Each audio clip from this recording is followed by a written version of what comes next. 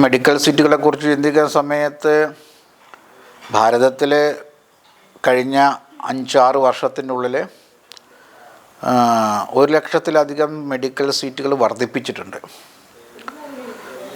എന്നാൽ നമുക്ക് വേണ്ടി മാത്രമല്ല ഡോക്ടർമാരെ തയ്യാറാക്കുന്നത്. മറ്റു രാജ്യങ്ങളിലേക്കൊക്കെ നമ്മുടെ ആൾക്കാർ ഡോക്ടർമാരായി പോകുന്നുണ്ട്. അതൊരു വശം. രണ്ടാമത്തെ വശം, നമ്മുടെ ഗ്രാമീണ മേഖലയിൽ ഇപ്പോഴും വേണ്ടത്ര ഡോക്ടർമാരില്ല എന്നുള്ളതും ഒരു വാസ്തവമാണ്. അപ്പോൾ ഡോക്ടർമാരുടെ എണ്ണം മാത്രമല്ല, ഡോക്ടർമാരുടെ സാമൂഹ്യ പ്രതിബദ്ധത, സേവന തൽപരത ഇതെല്ലാം വർദ്ധിപ്പിച്ച് ആ രീതിയിലുള്ള ആൾക്കാരെ മെഡിക്കൽ പഠനത്തിലേക്ക് പ്രവേശിപ്പിക്കാനും നമ്മുടെ ഈ മെഡിക്കൽ എൻട്രൻസ് ടെസ്റ്റിൽ ആപ്റ്റിറ്റ്യൂഡ്, അവരുടെ മൂല്യബോധം ഇതെല്ലാം പരീക്ഷിച്ചുകൊണ്ടാണ് ഇത് പരിഷ്കരിക്കേണ്ടത്. ആ രീതിയിലുള്ള ഓറിയൻറ്റേഷൻ നൽകേണ്ടതുണ്ട്. നമുക്കിനിയും മെഡിക്കൽ ഡോക്ടർമാർ വേണം.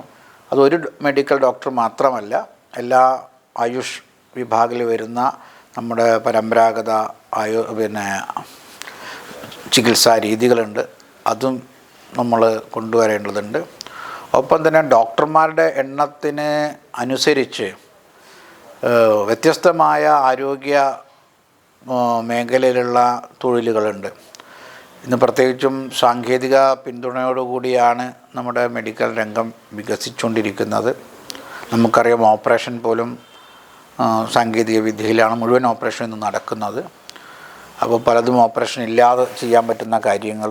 അപ്പോൾ സാങ്കേതിക പരിജ്ഞാനവും, സാധാരണ പണ്ട് മെഡിക്കൽ ആൻഡ് എൻജിനീയറിങ് വളരെ 2 ധ്രുവങ്ങളിലാണ് സങ്കല്പിച്ചിരുന്നത് എങ്കിൽ ഇത് രണ്ടും കൂടി ഒരുമിച്ച് വരുന്ന ഒരു രീതിയാണ്. അതുകൊണ്ട് ഈ രംഗത്തെ പഠനവും ആ രീതിയിൽ നമുക്ക് സമന്വയിപ്പിക്കാൻ സാധിക്കണം. ഒരു വലിയ ഏരിയ ആയിട്ട് ഇത് മാറിക്കൊണ്ടിരിക്കുകയാണ്.